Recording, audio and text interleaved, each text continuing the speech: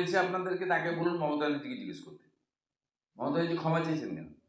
গাড়ি ঘুরিয়ে নিয়ে চলে গেছেন কেন?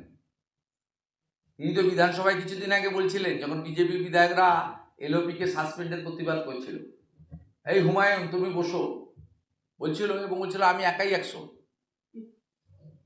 তা এত সাহসী মহিলা, বাংলার অগ্নিকন্যা, গাড়ি ঘুরিয়ে মারছুট, চাচা আপন প্রাণ বাঁচা, দে ছুট, মার ছুট, গাড়ি ঘুরিয়ে। উনি চলে এলেন না কেন? তো মাইক ধরে নিতেন, জয় বাংলা, তোমরা বসে পড়ো।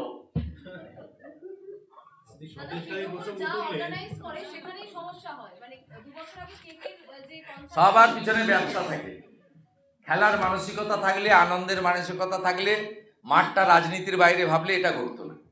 সব সময় ব্যবসা, স্ত্রীর কাছে, বান্ধবীর কাছে নাম্বার বাড়ানো। আপনারা দেখেন না পার্থর কি অবস্থা, কচি কচি